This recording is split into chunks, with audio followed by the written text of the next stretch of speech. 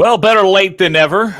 Tonight, hi everyone, TJ Alls of I-45 Now. Welcome to our latest forum here on I-45 Now. Now we're focusing on the race for mayor in the city of La Marque. We're glad to have with us the acting mayor, Mayor Keith Bell, and his challenger, in this case, Raushida Robinson, joining us here this evening for the forum. But first up, our co-sponsor of tonight's event, Paige Michelle, the president of the Texas City La Marque Chamber of Commerce. And Paige, thanks for coming on with us here. We're glad to have you here. It's exciting things. Thanks for partnering with us, as we always enjoy partnering with the chambers on these events. Yes, and we appreciate you, TJ, and we're pleased to present this forum so everyone can learn about the candidates and then the really important messages to get out and vote. Of course, one of the things we want to get the message out to, though, is coming up the State of Industry luncheon coming up later this month. That's a big luncheon and an important one for our region. Talk about that. Yes, there'll be leaders from the local plants, and people can come and make some great business connections and hear some updates. And it'll be a great luncheon, good time for networking. And then coming up, you're going to be having really fascinating to talk about this group. It's the Women in Business group that it meets monthly. And then they're going to have their first in-person meeting coming up in May. That's right. So it's been well over a year, and they've been doing a lot of Zoom meetings. But in May, we'll be together in person at the C-Star Base Galveston, which is a beautiful venue. And there'll be a couple of dynamic speakers. We'll get some information, some motivation. And so I hope everyone, whether you're a chamber member or not, all women are welcome to this, and it'll be a great uplifting time. Great.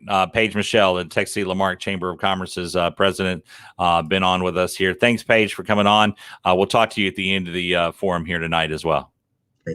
Great. Paige Michelle on with us here tonight. And now getting ready to get into the mayoral forum. It's a simple format, one we've always used here at I-45 Now, where it's a question and answer. This is an interview of the two candidates as we go throughout the evening. One of the things I will ask before we get going is introduce our candidates as Raushida Robinson, who is who ran for council last year, was part of this. We're getting her camera somewhat adjusted. There we go, so we can see her. We're seeing her real good. We know she's an Astros fan there, and then also Mayor Keith Bell joining us here tonight. Thank y'all both for being with us. You can both turn on your microphones at this point. Raushida, I think you've turned it off yours from your side. And how we go with this, folks, it's a Q&A all the way through. And at the end, each candidate gives up to 3 minutes only talking about their campaign. They don't talk about their opponents or any negative attacks at there. And to select how that is handled, we ask that each candidate go ahead and pick a number between 1 and 10. Raushida, I'll let you go first and give me your number. 6. All right. And Keith, you. That was my number, TJ. What's your number? You got to pick a different one. let me try 4. 4. Well, Raushida got it nailed. She picked 6, and that's what our randomizer had picked. So, Raushida, would you like to go first or last at the end of the forum here tonight? I'm going to go last, TJ. Okay, I figured that was the answer. I've never seen anyone doing it otherwise, but just wanted to make sure that's how it would go. Good. Well, we're glad to have both of you on with us here tonight. Thank y'all for taking part of this. As I said, it's a Q&A, and we hope to go about an hour or so on this at 9:30. With 2 candidates, we should be able to get through most of the questions. We'll have some of the same questions we had during the council forum that just wrapped up. Those of you who just watched that. But now, we're going to have some new questions as well. And first up, we're going to ask an important question that every mayor has got to focus on. And Raushida, we'll go with you first on this one, is what can La Marque do better to draw more economic growth? Well, I think La Marque, you just jumped me way out there with this question. We can't talk about the economy growth without talking about small businesses and large businesses. So to draw more, we have to be able to connect with them, to follow up with them with advertising and marketing, to see what's their business plans, what are their strategies, what are they doing to promote businesses, and to like with housing, how are these people finding the land to get these houses? So somewhere in there, there's marketing and advertising that continues to bring people in. So for myself, I connect in many ways around Lamarck. So just for me, I reach out to some of these people and ask them, what's your business plan? How are you moving forward? What do you plan to do to develop money, escargot, blah, blah, blah. Gotcha. Same question to you, Keith. Thanks, TJ. Certainly, let me say before I answer that, let me say that I'm grateful to the chamber, certainly to I-45 Now and Ms. Robinson for this opportunity to discuss Lamarck and discuss our future. I think it's important for us to have a form of debate so that we can exchange ideas. Now, what can we do to better draw more economic growth? Certainly, one of the things that municipalities can do is they can, through the Economic Development Corporation, they can offer tax incentives, tax abatements, tax incentives, things of the like, tax increment reinvestment zones, historically underutilized business opportunities. In fact, we just here last night on last night's meeting, we just directed our economic development director, Mr. Getty, to move forward with an application to designate a good portion of Lamarck as a historically underutilized business zone, which will give an opportunity to many of our business and certainly small businesses and many future businesses to acquire grant funding and federal contracts from the federal government if they, in fact, decide to do business and operate their business in that historically underutilized business zone. The other thing that we can do, TJ, is we can continue to grow our rooftops because all economic development desires people, right? In order to do business, you have to have people. And so the tremendous growth on the west end of our city is causing so much interest in our city that is tremendous. We just landed Amazon 550 plus jobs. There is a huge deal that we certainly can't talk about here tonight as it relates to some discussions around our dog track that will provide 5 times as many jobs if we're successful. And so the city plays a tremendous part in that. There are ordinances, there are resolutions, there are negotiations that we have to embark on. And so, we have to make sure that we're doing our due diligence. There are many tools that we can use from a municipal standpoint to attract business, and we've done just that. My apologies, folks. Raushida dropped out for a second, lost a signal there. So I'll follow up with her when she comes back on with this. But when we talk about economic development, she had mentioned about small businesses. What more can be done for the small business owners that are in Lamarck right now? Those mom and pop stores. I think about a few of those that are up and down, for example, Bayou Road, or those along Main Street, or those in that kind of downtown quarter, for the lack of a better term there. What can be more done for them on the economic development end? Well, great question, TJ. It's already being done. In fact, I just said to you earlier, there are 550 jobs that we'll generate in our city from Amazon. Those people need to eat. They have to have gas. Certainly, they have to fill their prescriptions. And so that spurs, they need haircuts. They need oil changes. So that spurs economic growth. The deals that we're trying to negotiate in other parts of our city spur economic growth. The historically underutilized business zone will not only spur economic growth in the small business area, but it will also spur new businesses to form. It's to my understanding that many of those funding opportunities from the federal government go unfunded because they simply do not have enough of certain types of business and industry to fill those dollars that are earmarked for those goods and services. And also the city partnering with the Economic Development Corporation and the Small Business Development Center here at the University of Houston. That will allow us to train our young and burgeoning entrepreneurs. And that will give them an opportunity not only to learn and grow and to become better business people, but that will give them the opportunity to also network, TJ, so that they can grow their business through partnerships and collaborations, not only in our city, but beyond our city walls. And we're glad to have Raushida Robinson back on with us. We lost her signal there, but she's back. Raushida, the follow-up question I had asked Keith here first was something you had brought up about small businesses. How would you, if elected mayor, work on making sure that those small businesses get the attention they need? And when I think about that, that's like along Bayou, along Main Street, those areas, and kind of that area of downtown, the mom and pop stores, how they get support. It's one thing to have the Amazons come in and the like, but how do the mom and pops get the support from the city? Well, as I said and stated before, TJ, that some of those businesses I've already connected with and networked with to help them to establish a leadway moving forward with marketing and advertising, and not just to because I'm running for council, but because to see where they're going and how they're actually making it in the community. They're not just mom and pops, they're neighbors. They have businesses, they have families, and they suffer just like we do. So to go in there and to find out what their challenges are is really important to be able to meet those needs.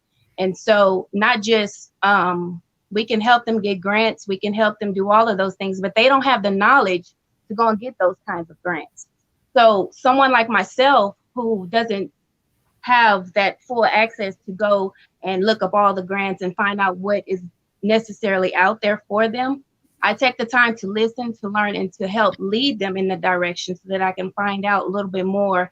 And then not only that, I work with some other people that are on the economic development to help find out some of those ways that we can help them, small and large. And some of those people, some of the large businesses that are here in La Marque, I have a connection with them. I sit behind down there sometimes with them to show them how to market and advertise, whether it's changing their menu, changing how they do what they see, and what, matter of fact, cleaning their businesses, cleaning up around their businesses to draw more attractions and more attention. So we can have access to tax grants, and all of those great things are great. But how do we get to those smaller areas? We have to walk in there and we have to go and get them.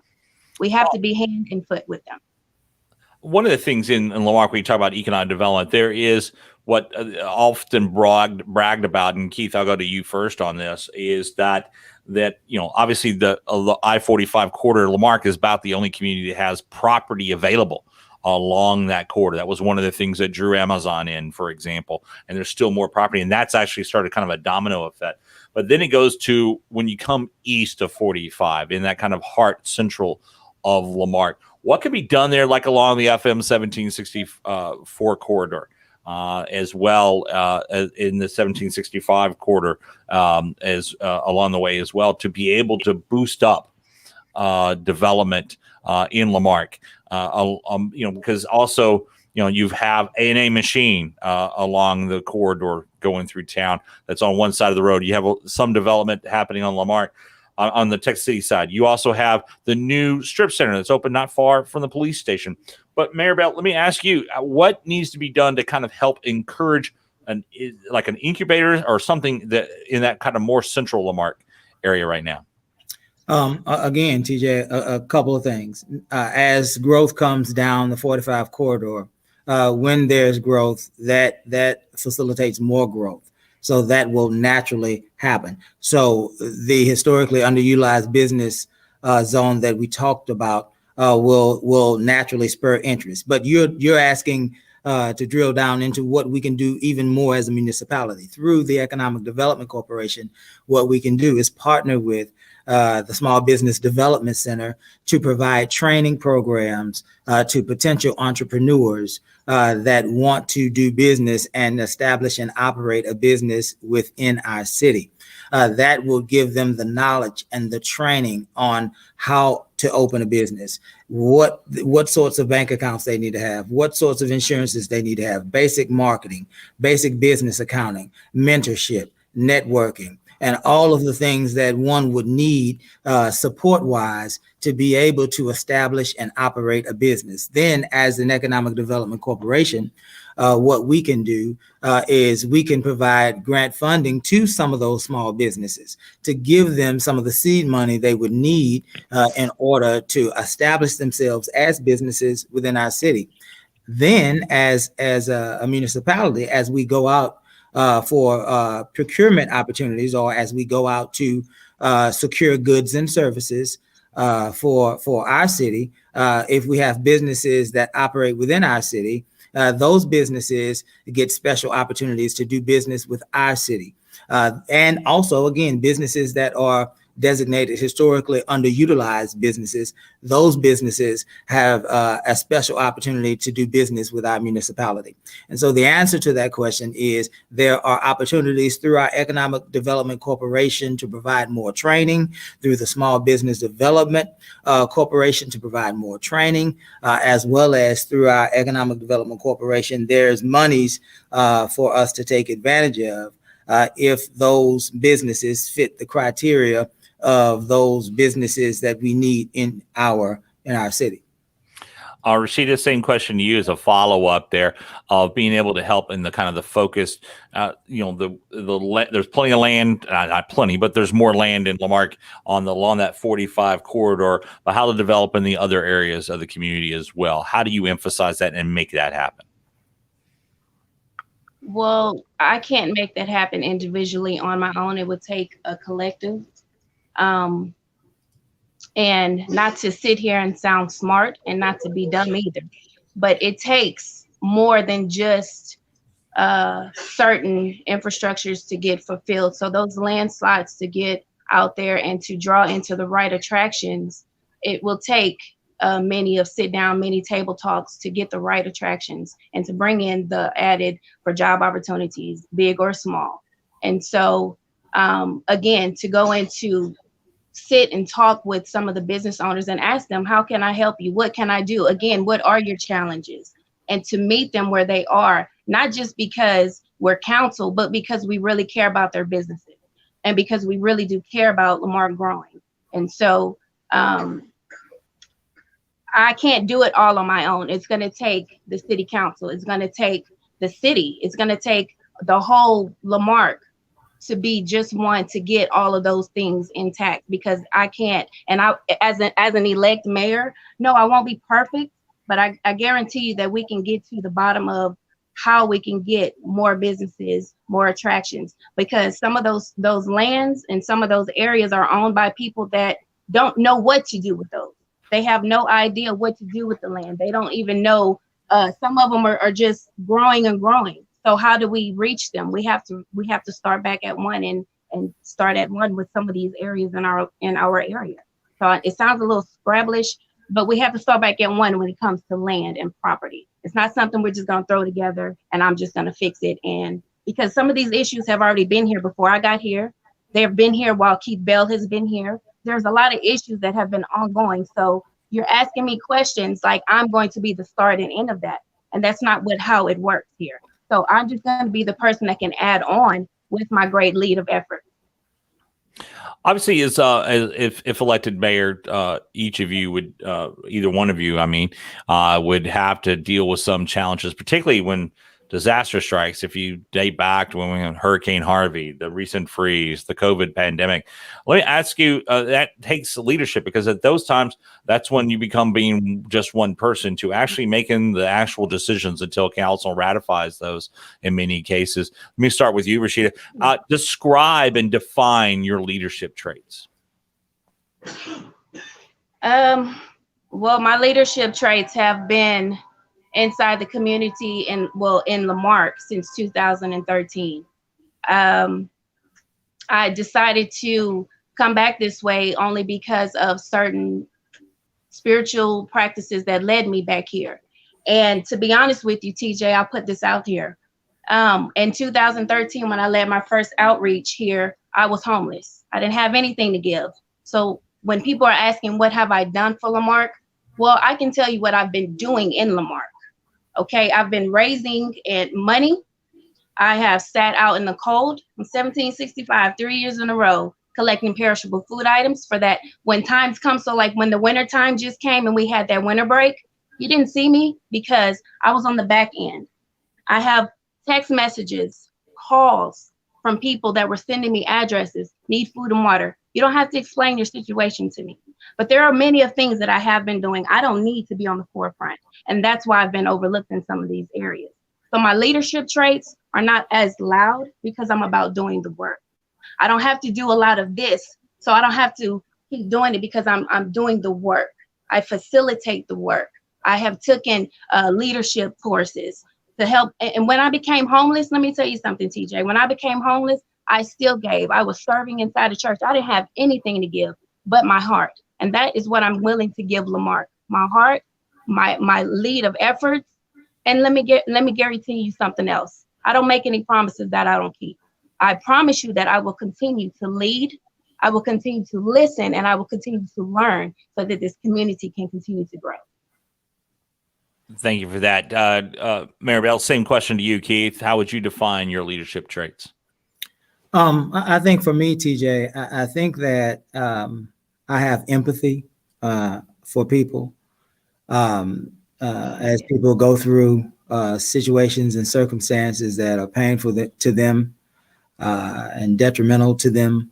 Certainly, I've learned how to identify with that, to understand that, to feel that. I think service. I think that I have been in public service since I was 21 years old in the Galveston Fire Department and working for about 16, 17 years, working for a municipality. And so I've been in positions where I've had to serve and where I've had to sacrifice. And so I would say empathy, service, sacrifice. And then I would also say problem solving and consensus building.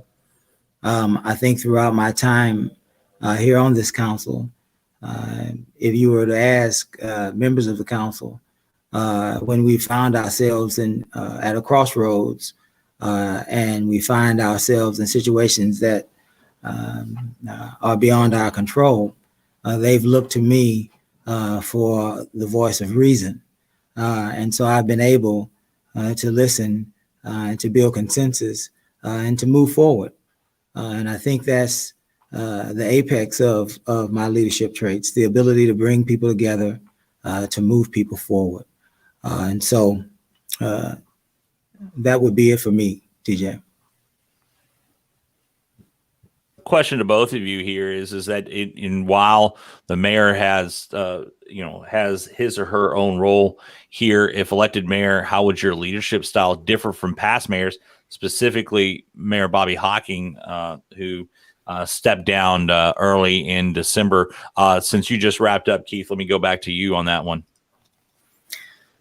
Sure, TJ, I think that you see it. Let me say this. I love dearly my friend, Mayor Bobby Hocking, and he served our city with passion and drive. And a lot of the positions that we find ourselves in as it relates to our opportunity to capitalize, he was a part of a lot of those actions. And so I want to make sure that's clear. But the question then is, how would my leadership style differ? And you've already witnessed it. I am out. I am answering calls 2 o'clock in the morning, 2 o'clock in the afternoon. I'm out in the community when people have issues with them at their potholes, at their ditches that have flooded. I am active in trying to answer questions with constituents on social media platforms. And that's the job of a mayor. More than anything, TJ, that's the job of the leader of our city. The leader of our city is our mayor. He or she is the political leader of our city. They are the voice of our city, even more so than council people. Council people participate in the vision of the mayor. They find themselves moving in the vision of the mayor, but the mayor is the chief spokesperson of the city. And to step on any mayor's ability to lead their city by voice and by action would be inappropriate.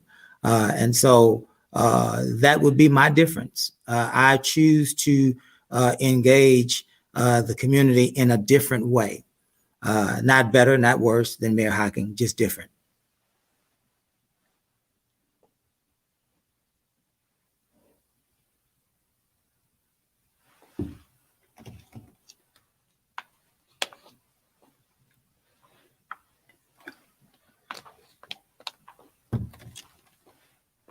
Hello? Anybody there? I can hear you, Ms. Yeah, Robinson. yeah, we can hear you now. The same question to you. If elected mayor, how would your leadership style differ? I'm sorry, I was the one who had my mic off that time. And so forgive me. Including all past mayors, including Mayor Bobby Hocking, how would you differ in your leadership style? You know, I've been living in La Marque since 2013, and to serve under Mayor Hocking, I had a good experience with him working. Of course, he is a little bit more seasoned in the areas with his older age, and no shade to our seniors, but there's a lot of new things, millennial, 21st century, as you want to call it, areas of our lives that we have to take back and we have to reevaluate. And so my political courage that I have to step out with my integrity, my transparency, to put my life out there as a public figure, and to be able to do things a little bit, what I've already been doing differently. I'm not going to do more and I'm not going to do less. I'm going to continue doing what I'm doing. And as your mayor-elect, I will continue to add value and impact the community as I have been doing, just on a higher level. And if I am elected, I will be able to do it on a larger scale so that I can help more people, not just the low propensity, but in other areas. And so Mayor Hocking was a great mayor, but I think I would just do things a little bit different when it comes to getting out there, meeting and greeting a little bit more. I'm a little bit younger, so I'm a little bit more active, if that makes sense. Got you on that. And then next question up, asked us of the council candidates and thought to do them. We'll go with you first, Raushida here. What would your top 2 priorities be if elected?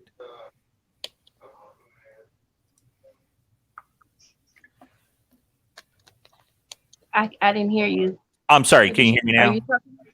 Yeah, I'm talking to you, Raushida. What would your top 2 priorities be if elected mayor? My top 2 priorities would be community development, and that covers a broad of areas: safety, policing, just continuing to network, but community developing inside of our community.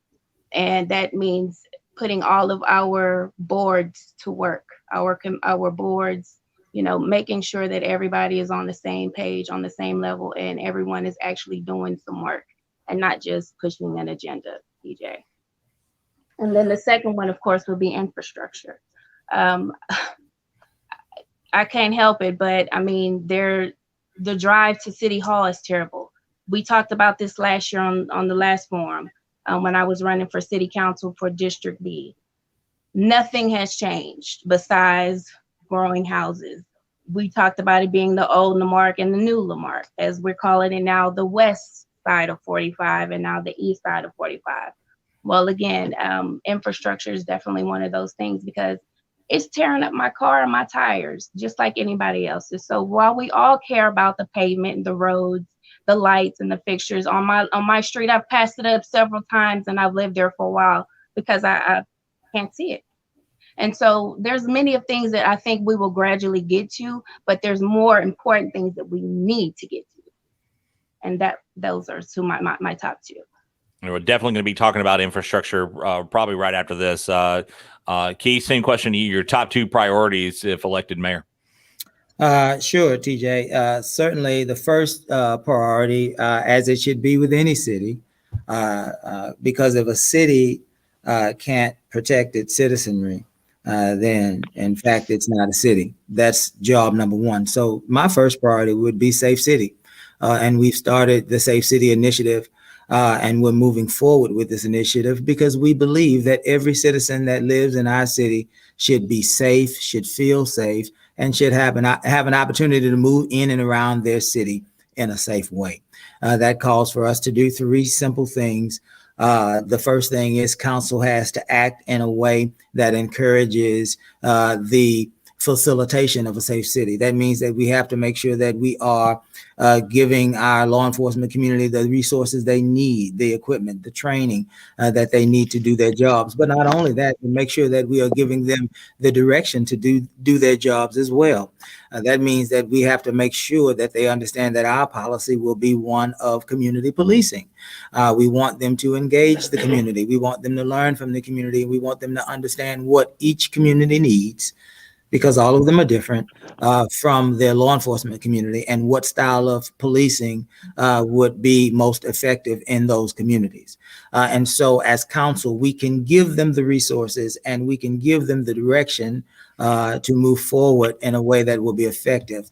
As police officers and as a law enforcement community, the second piece to this is there has to be a willingness to move forward, a willingness to buy into this new style of policing, a willingness to buy into this community engagement, a willingness to buy into getting to know the neighborhood and making sure that they remain in contact with citizenry, with those that perhaps might be committing crimes, but also those that are law-abiding citizens that go about their business every day, committing no crimes and doing things the right way.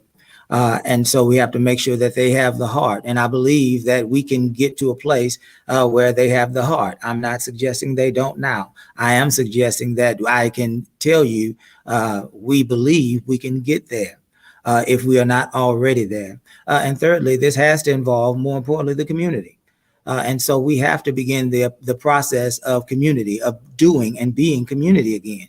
That means that we have to reestablish our neighborhood watch committees. That means we have to reestablish our Crime Stoppers. When neighbors begin to look out for neighbors and look after neighbors, neighborhoods become more secure and neighborhoods become stronger, because you are only as safe as your neighbor. Everybody knows that. And from that, from a neighborhood watch program, we might be able then to offer a community engagement program where neighbors are not only watching out for each other, TJ, but neighbors are also engaging one another at birthday parties, 4th of July celebrations, national night outs, graduations, weddings, and all sorts of other activities that they might connect with one another, that they might be able to have an opportunity to share and learn from one another, that we might all understand on some level that we're all the same, and we all want the same things. And from that, the third leg of the community piece for me has to be community resources. And so what that would look like is that would look like neighbors beginning the process of seeing a need in their neighbors and providing for that need. For example, that would look like 2 children on a bus stop in the wintertime with no coats. And that would look like 2 neighbors realizing that their grandchildren have old coats that they've left at their homes, and they would meet that need. And so from Neighborhood Watch, we move through community engagement and we find ourselves at a place of community resource. And what we will find is we will then become a unified community and we can move forward together. That safe city. In addition to that, we're looking at opportunities to reduce all of the auto pedestrian accidents that have plagued our community and other communities behind high speeds going through neighborhoods. And so we're looking at that as well. Now, the second priority has to be infrastructure.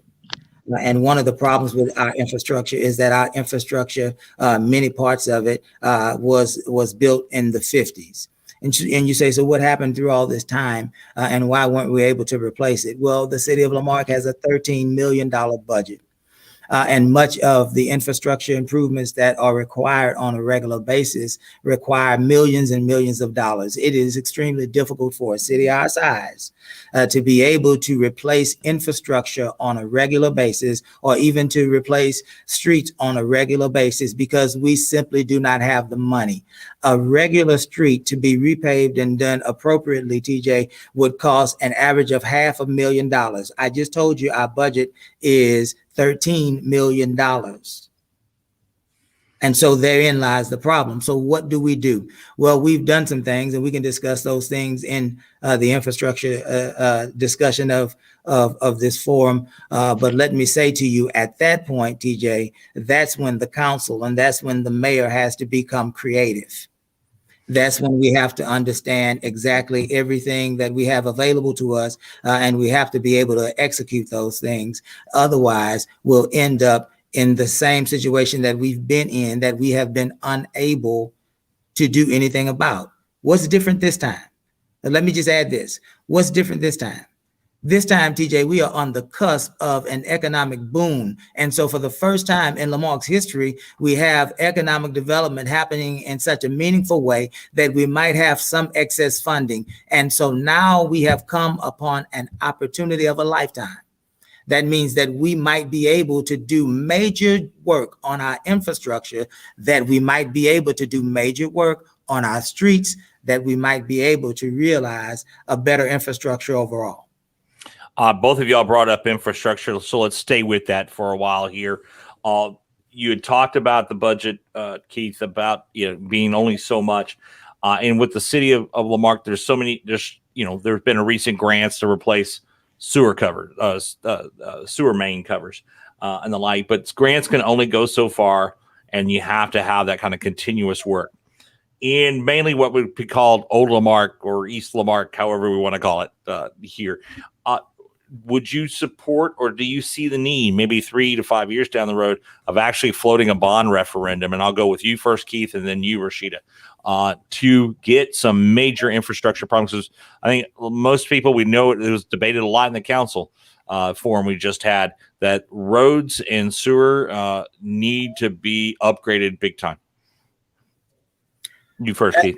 Absolutely, TJ. Let me tell you what we're doing right now. We have this year, we've applied for over $62 million worth of grant funding. $48.5 million worth of that grant funding has been applied to for infrastructure, for drainage, for sewer, and the like. That's important because in order for us to fix what's on top of the ground, we have to make sure that we have repaired and replaced adequately what's underneath the ground.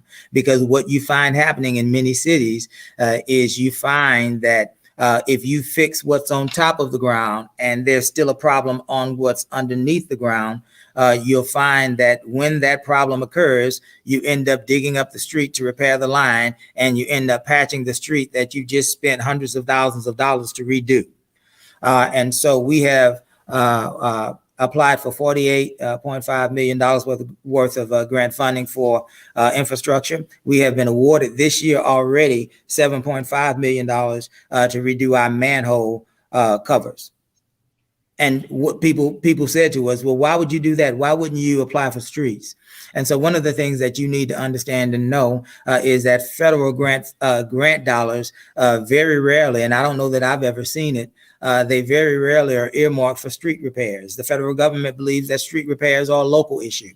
And so they are willing, however, to fund repairs underneath the streets, drainage, sewer drainage, and things like that, because that then allows them to save money from having to be disbursed through FEMA during major disasters. If they can stop the flooding, then they wouldn't have to then expend billions of dollars to repair and replace the damage from the flood, if you will.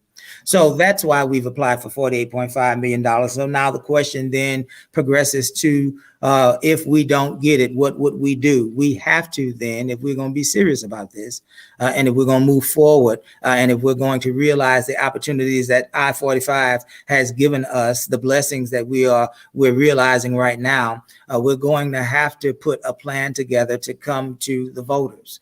That's true. I am not a believer in not bringing hard and significant decisions to the voters. And so as your mayor, what I plan to do, if in fact we are denied grant funding, I plan to ask the council to direct the city manager to come up with a plan that can be reviewed and discussed and debated among our community, that we might bring that up for a vote, that if that vote would pass, that we might go out for bonds, because that is the only way that we are going to significantly impact our infrastructure. Same question to you, Raushida. What are your infrastructure improvement priorities? And given what Lamarck's budget is, it is what it is. You have aging sewer and road systems, and really grants will never get a chance to cover all of what needs to be done. So you don't have to pay any more for the new tires and new shock absorbers on your vehicle. Would you support a bond referendum and say down the road 3 to 5 years from now to get those priorities met? Well, while Mayor Bell is my opponent today, I will have to agree with him on some of that part, because it is going to take a little bit more than just the funds that have already been receiving to get these things done. Like I said, we can want them done all day long, but it has to take a plan. It has to do diligent work, table talk to get these grants done just to get a road paved. And so I think sometimes the public workers try to go in and fill them with tar just to alleviate some of those bumps, but it doesn't really help. And I have to agree with Mayor Bell. We would have to, if in the long term, if it comes that we cannot get the grants, because they have been trying, and I do applaud them on the grants that they have taken the time to sit down and get and sit and budget and make sure that Lamarck is moving forward. And in order to execute those plans, they have been doing that. And so I appreciate that. And I would agree to invite the voters in, because at the end of the day, it's the roads that we all have to ride on. And it's for them, but it's more so for us to help them. And so I would agree with him on that part as well. I'm not going to elaborate more on that, but I do agree with him on that part. Gotcha. And on that line, talking about grants, it takes management of the city to get those. And so now getting to asking you both, and I'll start with you, Raushida. How would you rate La Marque government city management? This is all the administration, not just one individual. Like excellent, good, below average, or poor. And why would you provide that rating? You're up first, Raushida. Oh, well, considering this is not my first question, this is like my second question of receiving this, and I'll go back to last year's forum. And if you can quote me on this, last year you asked me, and I'm going to dig into the policing as well, so I might jump the gun a little bit. And we will be going into policing separate, by the way, just so you know. It's going to tie into it together, though, but right. I recall making a statement and saying that I think that they could have done better. And you asked me to elaborate on that, and I did. And I also remember speaking about the community policing and how it takes more community. And I remember speaking on different things that the city had been involved. But I will say this. I haven't been embraced the way that you would think you would want to be politically when it comes to saying, hey, I'm going to run for city council. Hey, I want to be a part of this leadership. What can I do? Saying that has to say, I need you to vote for me because I want to be at the table. I want to be a part of making those extra turns and those extra changes for our community. And I cannot do that alone. But I can't say that without going past what I have experienced this year in the elections. And it's been a lot of red tape. I got phone calls. I got people, hey, they don't think I'm qualified, or, it's not the right time. And so I will say this. I will not bow out gracefully. I'm going to continue to run this race. Win or lose or draw, I will continue to still work with the city. I enjoy working with the city. As a matter of fact, let me tell you my experience real quick that I had paying my water bill. The line was at least 10 cars long. And if anybody lives in La Marque, you know that at a certain time of the day, you will have to pay your water bill and the line is long. And so the question was about the city management, the city hall, the city workers, everyone. And I'm giving my experience about the young lady that works at the booth for the water. 10 cars in front of me. I waited in line patiently. She had the same attitude, which may have that she greeted probably the first person before me and the same person after me. So well done. Great job, because in times like that, and considering that we just came out of a winter storm, waterworks, she had a great attitude. She had a great positive, well-mannered speaking, and she told me to have a great day. That's customer service. I think they're doing a great job beyond our circumstances that we experience and the misconception of how bad La Marque is and what our leaders are and what they should do, what they shouldn't do, what they should look like, what they should speak like, all of those types of things. So when it comes down to what our government, city management, all of those things look like as a whole, they're doing a great job, but we can always do better. We can always do better. And that's not saying that that's bad. We can always do better. And they're doing a great job. Same question to you, Keith. How would you rate La Marque government city management? This is talking about the upper echelon city staff. Excellent, good, below average, or poor, and why that rating? TJ, I don't know that I would put a designation on it. I can tell you what I think. What I think is the city administration came into a situation where they faced tremendous challenges. I see that. There were a lot of issues within our municipal government, and our city administration has been effective in resolving issues in parts of our government. We have struggled. It's clear. We have struggled under tremendous circumstances and tremendously unique circumstances, right? And so we have had to endure a pandemic. We have had to endure a winter storm. Certainly, we have had to, unfortunately, we've had to endure the issue with Joshua Feast. And so there has been all sorts of issues that we've had to work through. We have been good in some areas, and I applaud our city administration for being successful and effective in some areas. In other areas, there are more opportunities that can be provided. And so I believe that there's always a path forward. I believe that there's always room for improvement. But I do recognize the cards and the hand that was dealt to our city administration as a whole was a difficult hand to play. Now, at the end of the day, we are in the midst of an election, and certainly the people will speak. And based on their voice, their vote, we'll get a clear indication on what our citizenry feels about our city administration. And that is the most important opinion of all. For we are all elected officials, but we are elected to serve and to represent the citizenry. And so this election is going to tell us a lot about what the community feels about our city administration, and there'll be clarity and a clear direction for council to proceed. Staying with someone on that right now, because communications with the citizenry and being open are key to that.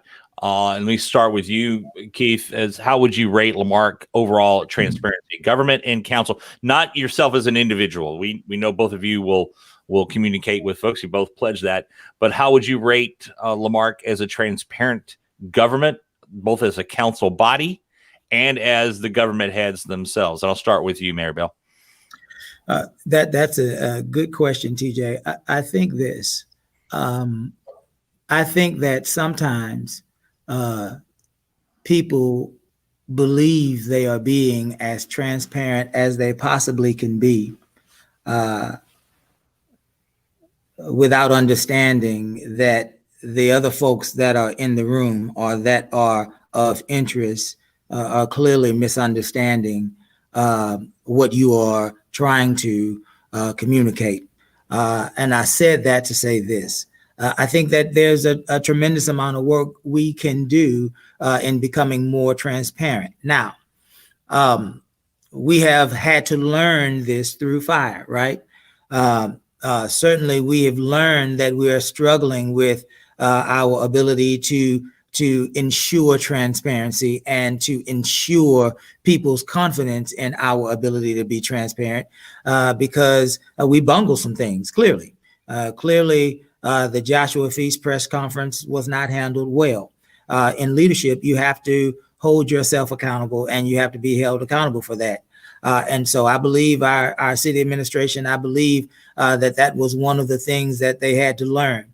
The issue with Winter Storm Uri and our police department and the outbreak of COVID and the way that we attempted, and I'm not saying we because I definitely had an opportunity to communicate. But when I say we, I'm meaning city administration. The opportunity to communicate the COVID outbreak, I believe that there was an opportunity that we left on the table. And so clearly, through these tremendous trials that have never happened in our city before, we've bungled some things. But when you bungle things and you hold yourself accountable, then you have an opportunity to make things better. And so I'm choosing to encourage our city administration and those that will be responsible for communicating with the public, as we have done. Let me just say this. The council has already directed the city manager to come up with a coherent and effective communication policy. So that has already been done. But I think that when he finishes this, Chink Jackson will have an opportunity to have a better level of transparency with the public. Same question to you, Raushida.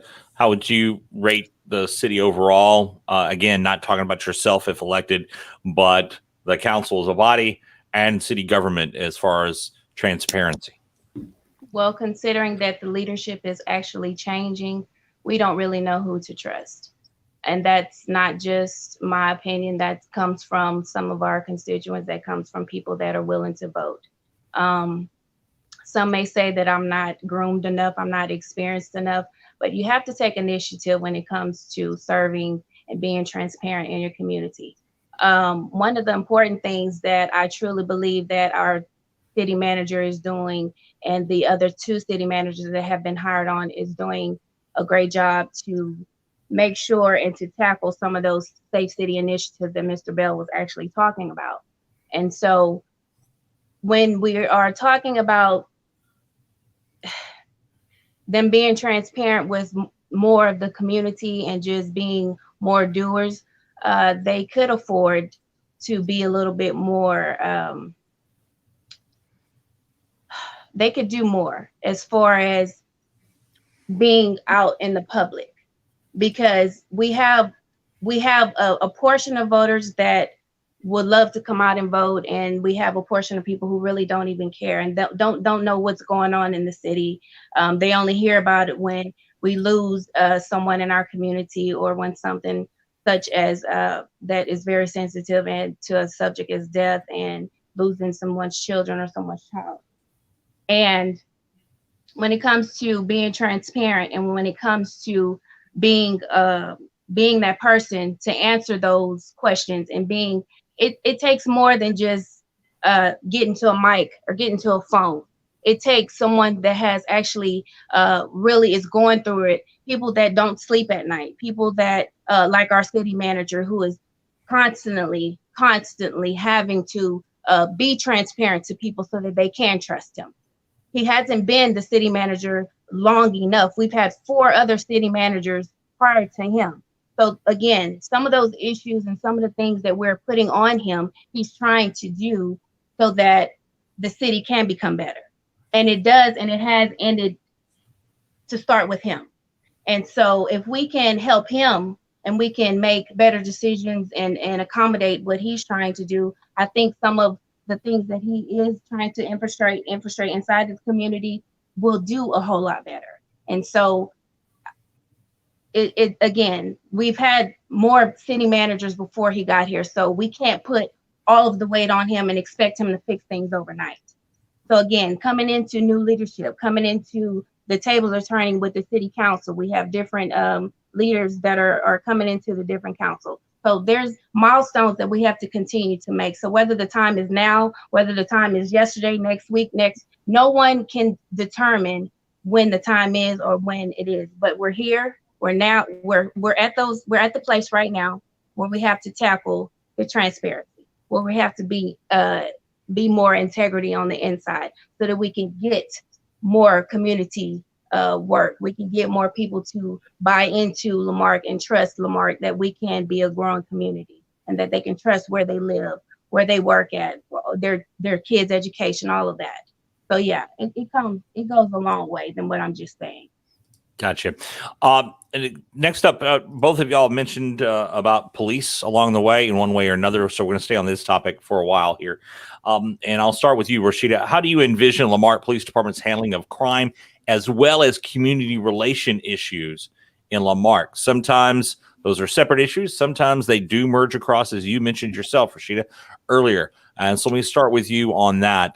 Basically, how do you envision if one of the leaders of the city to push the La Marque Police Department in the direction you think the city needs, both on fighting crime and on community relation issues?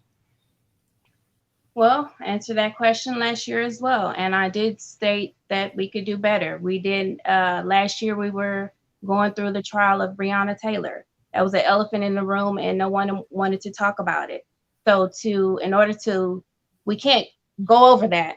We can't stumble over that topic without talking about the policing in the department and how Chief Jackson has done many things. And hopefully these are eye openers that our community has experienced so that our community can prevent and they can do more safe city initiatives. Now, why are we doing safe city initiatives right now when we've lost plenty of other babies before Joshua Feast? I mean, there's many of things that we haven't talked about. We want to talk about what we want to do right now, but there's other things that we haven't even addressed or we haven't even gotten into. We could talk about the budget. We could talk about all of these things. And last year we talked about defunding the police. And that's not a topic this year, right? Because times are changing and topics are changing and trends are changing. So this year we're talking about what? So I'm not going to mash our police department and say, yes, they could do better. Yes, we need more diversity. Yes, we need more people that can work. But we also need the funding to be able to add to the police. Again, to train them, to develop them for our community so they can know the kids that are in the community, so that they can know the families, they can know who they're actually policing.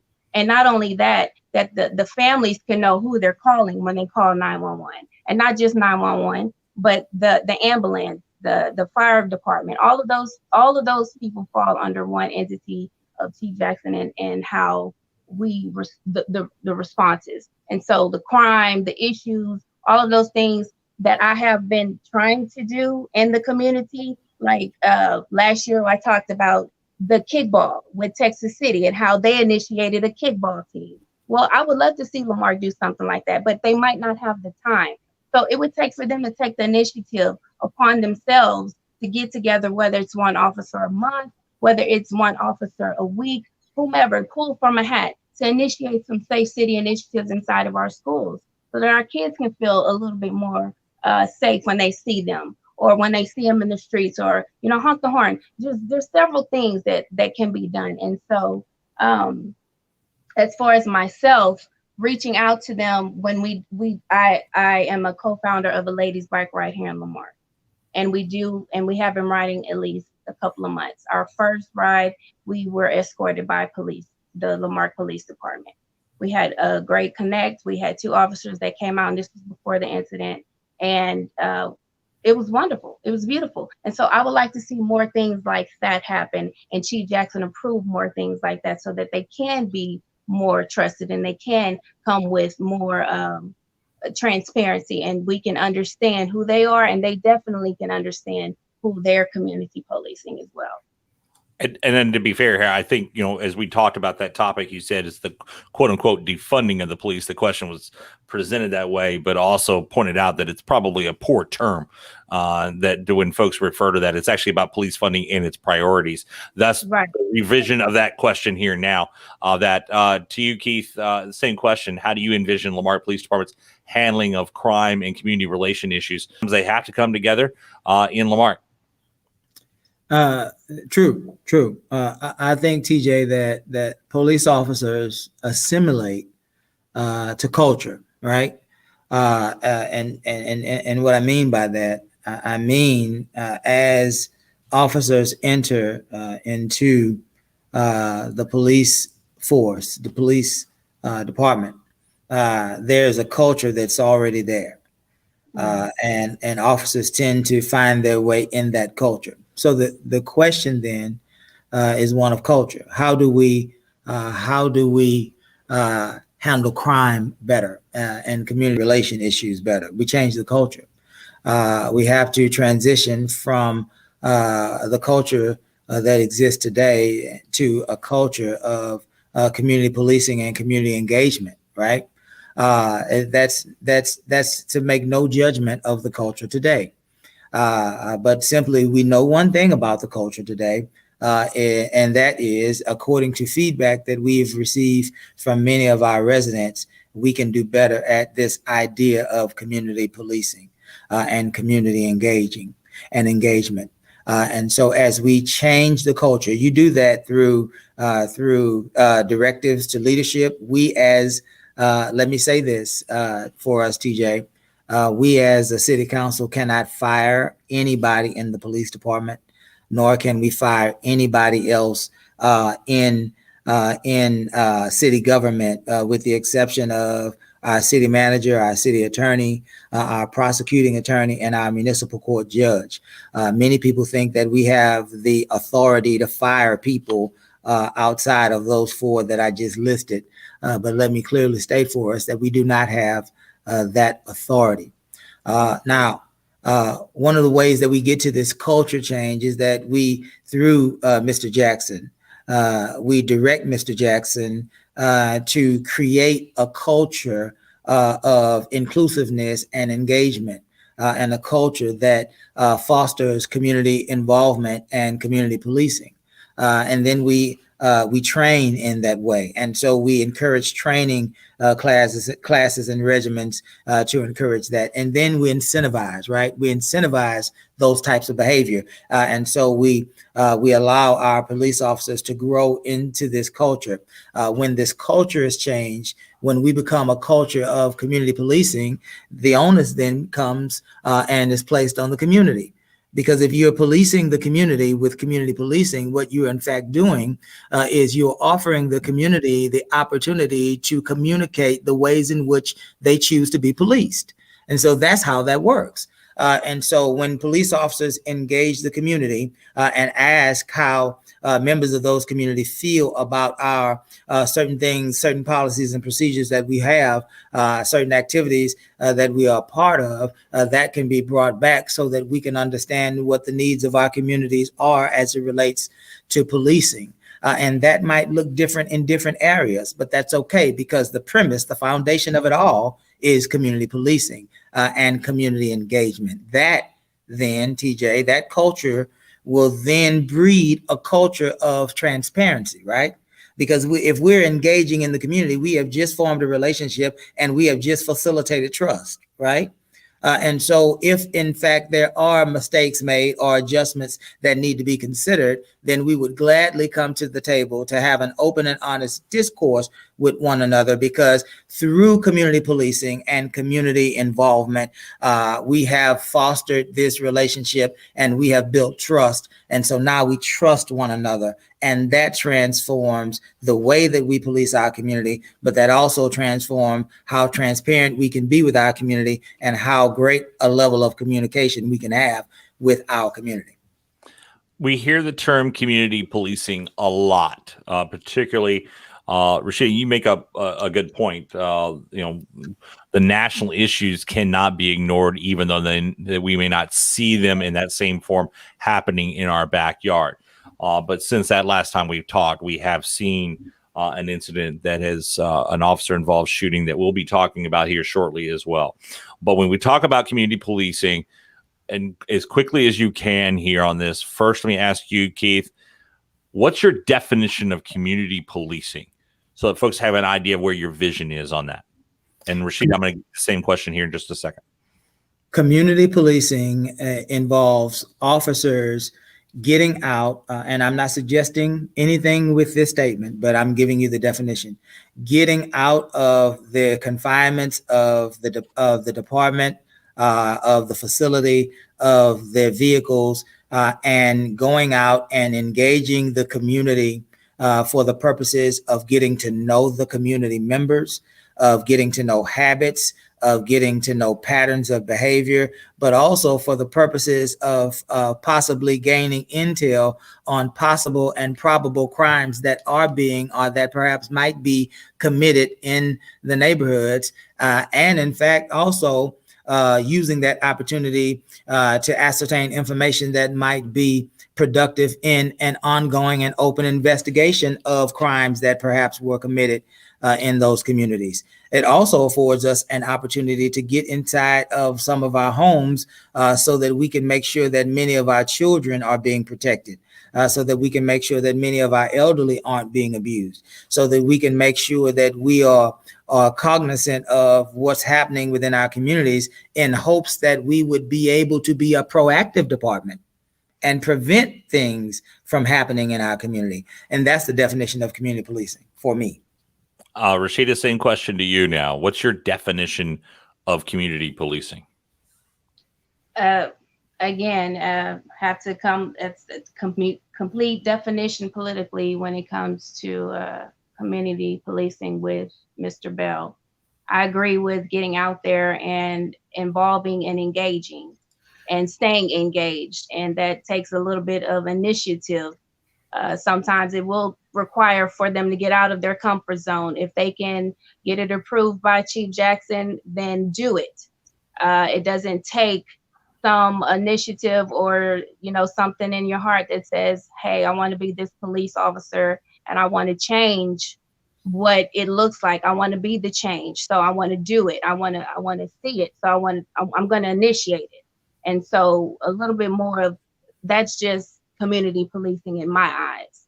And so that's what I would like to see.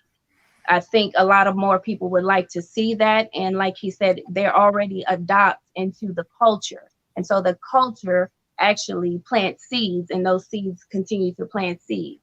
And if we can take those, repot those seeds and we could change what the culture is like inside of what is already there, then we could change the way that the community is looking at the police. We could change the way that the police look at the community because we're changing the whole culture. We're repotting those seeds and taking them and putting them in a better area that they can actually grow and be nurtured. And so community policing is a lot of areas, but particularly, like he said, just going out, gaining trust, doing different things. And he just put it in a whole lot more, no disrespect, Mr. Bell, but he put it in a lot more educated words. But to be seen and to be the change that you want to see, I think that they could do a little bit more better in that area and do it. Just real quick on that standpoint, because both of y'all mentioned culture. So a quick answer with both of y'all on the screen. Raushida, you first. With the way the management is, knowing that even as if elected mayor, you don't have a direct say on this, but will have some influence of the city manager on this. Do you think the leadership that exists at La Marque Police Department right now has the ability to go ahead and institute a change in culture? First, you, Raushida. They're going to have to do a lot of things that they may find redundant. And that means initiating more. If it takes more, then do more. And so what they may think is not working may actually work. And that even if that means going out to look for diversity officers. Where do you have your job fairs at? Keep doing them. One person might not show up, but what are we doing to bring people in to work with the law enforcement? How are we making it attractive for them to be able to come in and be trustworthy to say, I want to be able to work with the community police? What are we doing to engage the community that they know that it's trustworthy and that they can get a pivotal job here at the City of La Marque, not just doing trash, but they can come and be a successful police officer. So some of the officers can go out and engage those different things and do different initiatives. Right. And I got that. But the question is the current leadership structure at the police department, do you have faith that leadership structure could implement that? Right. So getting to that part, if they could change a little bit more of how they do things, absolutely. Absolutely. And they're growing. Again, they're taking the steps. Some of these things, again, we're not going to get overnight, but they're taking the steps to get there. And that's why I don't mind being on board and taking and having the political courage that some might not say I don't have, but I'm having the courage to get out there and to figure it out with them, because we all got to wake up and do it. Gotcha.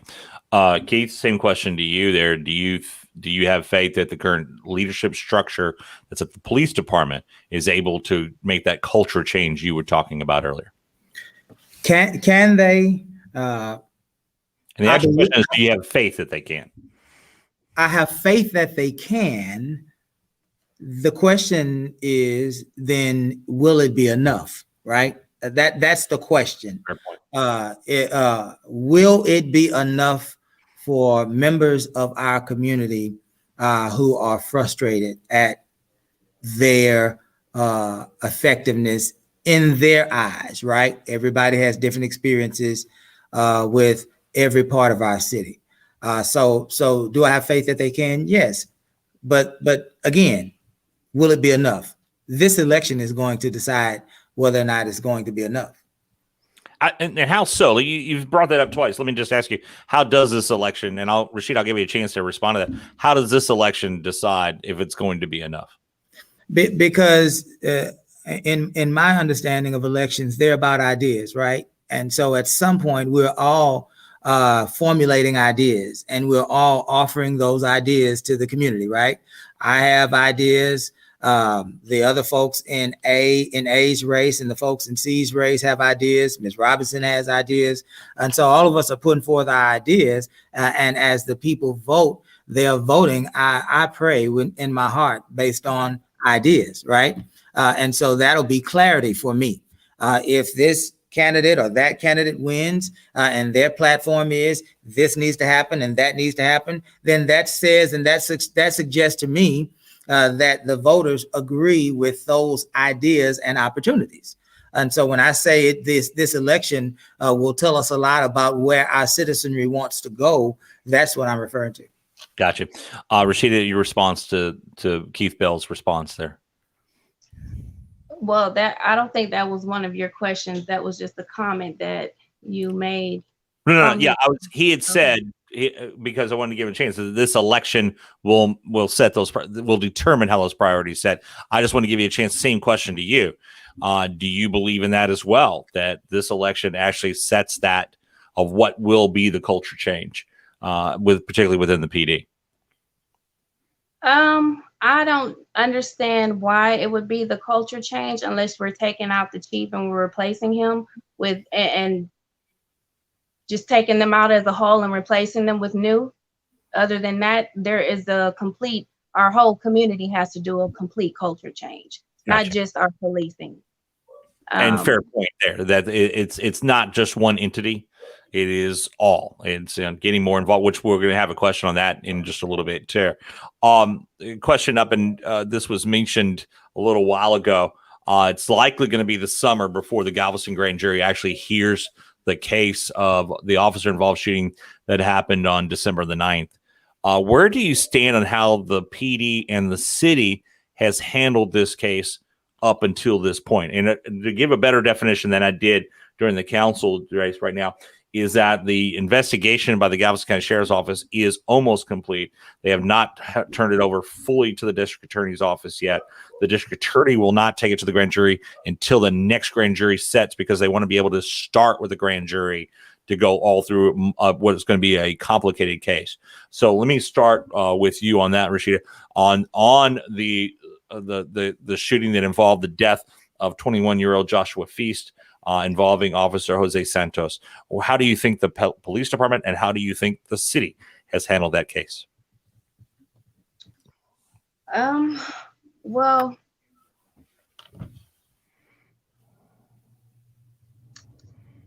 that's a very sensitive subject right now, and I think I'm not really at liberty to be able to voice my opinion on if they've done the right thing or if they haven't done the right thing. But I will say that taking the time to remove him and being able to evaluate the situation as far as do we want him back as an officer? I don't think that he would make it here in the community as a worker, as a person. That's just my opinion. as a human being, he has to deal with this for the rest of his life. So whether he's suffering from losing a job or suffering from many of things, we don't really know. Do I think that they are doing what they should? Yes, it's out of our hands. Well, it's out of their hands, not my hands. It's out of their hands. Do I think that they have done the diligence that they have? Yes.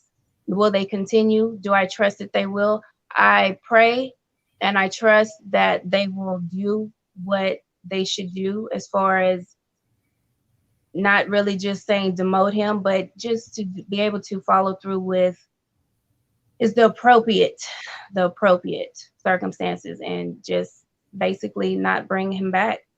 And that's just about as much as I'm gonna say. Gotcha. That. Understand. Keith, same question to you.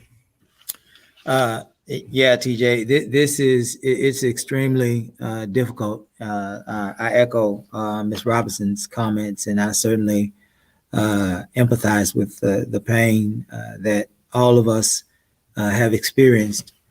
Have we handled this appropriately? Certainly, Officer Santos's actions are being investigated by the Galveston County Sheriff's Department, and that part of this is out of our hands as a city. And so I have no comment on the ongoing investigation, first and foremost, because I don't know anything. Secondly, because it would not be in the best interest of the Feast family or the police department for me to make any comments. We want to make sure that a thorough investigation is done. We want to make sure that the truth comes out so that this city can have an opportunity to move forward. How did we do? Well, certainly out of the gate, I just said to you earlier, out of the gate, we bungled the press conference. This was a significant event in our city's history. It was unique in how it happened. It was unique in the time it happened. It was unique because it was post George Floyd, and the country had struggled through a tremendous amount of trauma. And so we didn't handle a press conference like we probably would handle it today. We had to learn. This is unusual in our city. But here's the deal. What happened to Joshua Feast was a tragedy, and it was a tragedy all around. Certainly, I have felt sorrow. Obviously, other members of our community have felt sorrow, but most importantly, Lakeisha Feast and her family is feeling the most sorrow of all. And nothing that we feel or nothing that we can say or nothing that we can do can ever take that pain away. I understand that, and I believe in my heart that our law enforcement community understands that. I don't believe that police officers inherently wake up in the morning with death and destruction on their mind. I do believe that there are certain members of police departments across this country that should not be police officers. I believe that at some points they engage in criminal activity. I believe that they should be prosecuted to the fullest extent of the law. I believe if they do wrong, they should be punished. I believe if they commit crimes, they should go to jail. And I believe that if anybody breaks the public trust as a police officer, they should never be a police officer ever again in life. I believe all those things. And so in that, what we can do outside of cleaning up the way that we are learning to clean up the way that we communicate with the community as it relates to law enforcement, what we can do, and this is key, at the end of all of this, when the DA makes a decision on whatever will happen in this case, this comes back to Lamarck. And that's the good news. It comes back to us as a council that we might direct the city manager to open a process that we might be able to understand whether or not this incident broke any of our policies and procedures. And so after all of that happens, it will still end up back in La Marque, and this council, your council, will still take a hard look at what happened so that we can see if there are any areas that we have to hold ourselves accountable. That we might see if there are other areas that we might provide opportunity for our officers to be better. And so we have not always handled it the best way, but here's the good news. We are handling it every day. We're handling it every day. Dealing with police, dealing with other things that happen in the city, it takes participation from your community. Both of you have referenced that. And if we can, because we like to get to a wrap up point here to not keep everyone up past too late for their beauty sleep here tonight. But there are many programs within the city that lack kind of wide participation. There are certain groups that are active, but they have a hard time getting more people active in those or picking up the ball to help out. What would you do to get more residents involved? And let me ask you first on that, Keith. Well, I think this idea of identity, when communities have identities, the community members have something that they can identify with. If they have something they can identify with, they have something that they can take pride in. If they have something that they can take pride in, then they have something that they have passion for. If they have something they have passion for, it's something that they will be able to participate in. So we change the culture. We change the dynamic. We will be the safest city in Texas. That's a rallying cry, but that's also an identity. That identity brings with it pride. That pride brings with it passion. That passion brings with it participation. And so once we are able to get our citizens in a place where they feel safe, right? None of this works until we feel safe. Then we give them hope by giving them an identity. It will naturally become a part of the culture. We are La Marque. We are the safest city in Texas, and we have to do our part to maintain this identity, which means we have to make sure we have safe parks. Now we're on the Parks Board. We have to make sure we have safe structures. Now we're on the Building Standards Commission. We have to make sure we have clean streets. Now we're on the Keep La Marque Beautiful Commission. And so that's how it grows, and that's how we're able as a city to facilitate it. It starts with safety, and the next step is identity. Same question to you, Raushida. Well, in the last couple of years, and then within this recent year, I've taken on the initiative to host what started out as a youth night every Thursday for our residents, our youth residents, to be able to come and get open resources for different outreach social resources. And so I've been doing that for a couple of months now, and it's kind of been working. When we open the doors to do that, and when I say when, I'm going to say me and another candidate, Tracy Steen. When we open the doors to small businesses on Thursday, we also open the doors for other organizations and other nonprofits to come in, and so that they can connect with us, so that we can learn the different areas that they were actually working in, and where we could all connect and become an umbrella of resources. And so that landed us Emergency Outreach Committee. And so what that does is that allows us to have different resources inside of the city and outside of the city, so that we can continue to reach residents that want help and those that really don't say they need help, but don't know how to say they need help.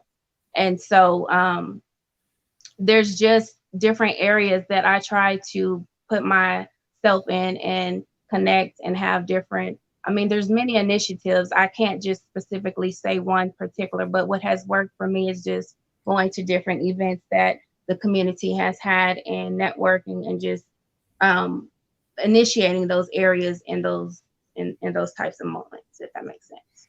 Gotcha. And the last question now before we get into y'all's final statements, and thank y'all so much for being, both of you, for being on tonight. We appreciate it.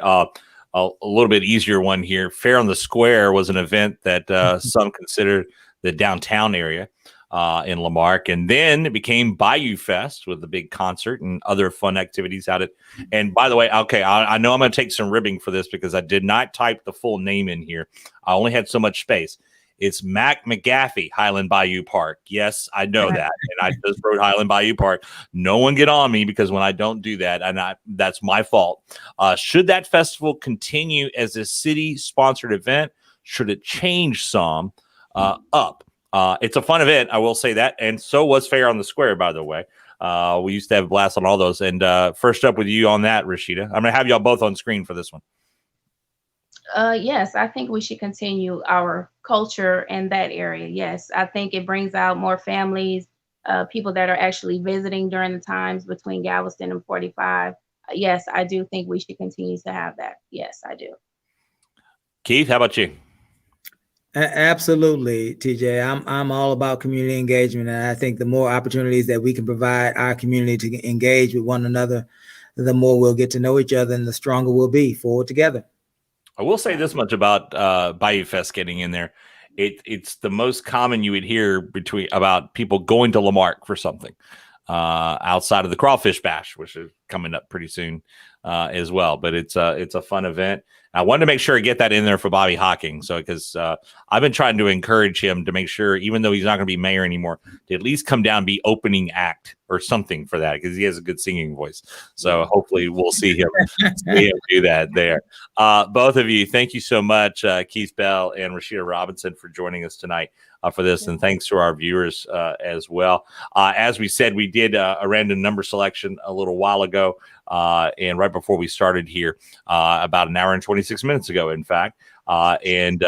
Keith will be going first, followed by Raushida, up to 3 minutes. And again, just to go over the rules here so folks understand it, this is where you talk about your campaign only, no attacks or references to your opponent here, just talking about your campaign. Mayor Bell, you have up to 3 minutes to go with your presentation, sir. Thank you. Again, Paige, I'd like to thank you and the chamber for hosting this event. TJ, I'd like to thank you and I-45 Now for moderating and facilitating this event. And TJ, if you will allow me, I certainly want to thank Ms. Robinson for her participation. It is a very difficult thing to put yourself forward to run for office. And I applaud you, Ms. Robinson, for the work that you are doing in the community and for offering yourself as a servant to this community. And so I had an awesome time with you tonight discussing the issues. For me, it's simple. Lamarck has a tremendous opportunity at its doorstep. We have begun the process of realizing the economic development that has landed in so many other places in our community. We've watched it land in Lake City and certainly in Dickinson and in our sister city, Texas City. But here we are on the cusp of something amazing. The 550 jobs that will be coming in through Amazon. And certainly there are other deals that we can't discuss here tonight that we are working on. But Lamarck is certainly open for business.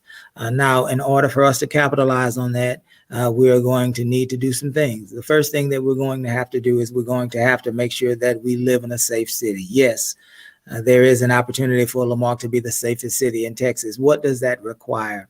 That requires us as a council to decide in ways that will facilitate our city to be safer. That requires a police department that is willing to engage the community.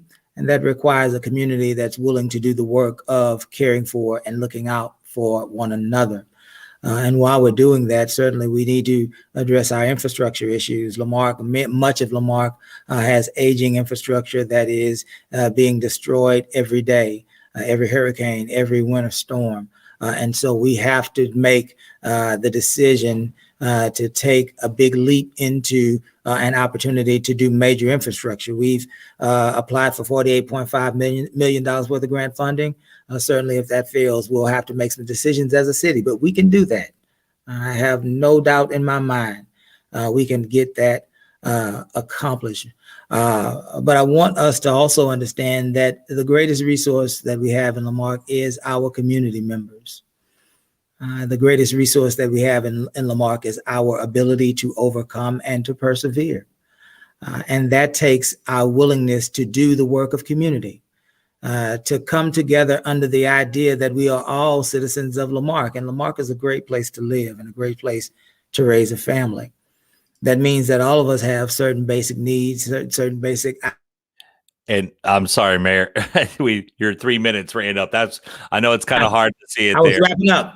Yeah. So, I'll tell you what, I'm still timing it here. I'll give you a chance to just wrap up your last sentence. And I'll do the same. You get the same exact time, Raushida, when I bring you back on. So, Mayor, sorry. I just have one more statement, TJ. All of the work of community that's required requires us to move forward together because we are all more than anything else important to us now. We are all citizens of this great city, and that's what we all have in common. Gotcha. Sorry about that. I hit this button a little bit early, but Raushida, we'll have you give us the final 3 minute up. Well, actually, for you, it'll be 3 minutes, 25 seconds, and we'll let you go now, ma'am. Can you hear me? Yes, ma'am. Okay. I don't have my glasses on. I'm sorry. It's all right. Okay. Just want to say thank you for having me, TJ. Thank you, Mayor Bell, for participating as well. And I want to say thank you to all the people that are voting and that are willing to go out and vote. The desire to change the world starts with the vote. And it starts with us at home having integrity to ask ourselves, what would we do? And that's what I asked myself, what would I do? And so that's where it started with me. And that's where it's going to continue to be here in La Marque. I would love to continue to work with all of the organizations, the city council, on or off the city council, win, lose, or draw. I'm still here. I'm not going anywhere. My desire to continue to serve with servant leadership inside of our community is something that I will continue to do. And I want to continue to sit at the table, have these conversations. I appreciate you, Mayor Bell, for being transparent tonight and also being accountable for the things that haven't been done inside of La Marque. And that's one of the reasons why I took the initiative and I seen a gap. And I'm like, hey, I want to fill that gap. So here I am. So again, my name is Raushida Robinson. I am running for mayor, and I would love for you to experience the difference in my leadership. Not just the culture change, but just the different leadership styles, different ideas, and where I actually come from. If you want to find out more information about me, you can find out Vote Robinson for Lamarque.com, and you can look me up and you can Google, you can find me on different things. I'm an author, I'm a mentor, I'm a leader, I'm a big sister, I've been a wife, I'm all of those areas where it comes to helping inside of the community. And I'm not just going to start and stop. So thank you for my second visit here, my experience on I-45 now. I appreciate it. Again, experience the difference. Vote Robinson for mayor. Thank you. And thank you, Raushida. We're glad to have you back here tonight. And also, too, just in full disclosure here, Raushida and I were finally able to hook up today. We've been making the invite, but she did text us and was able to join us. I did have it posted, but we did change it there. Glad to have you back on again. And Keith, as always, glad to have you around. I always enjoy it when we get to hear different ideas from folks. I told Raushida this last year when she ran for council. Keep going. Glad to see you're doing it no matter what. And Keith, I've been covering you for many years. I covered Keith when he had hair, and all as well. So, and he and I give you credit. And thanks for wearing your Astros shirt tonight too, Raushida. Hopefully, it'll break the losing streak with that as well. And Paige, Michelle, thank you for coming on with us as well. And again, thanks to the chamber for that. Speaking, your cat, you warned me. Your cat at some point was going to jump up into the screen.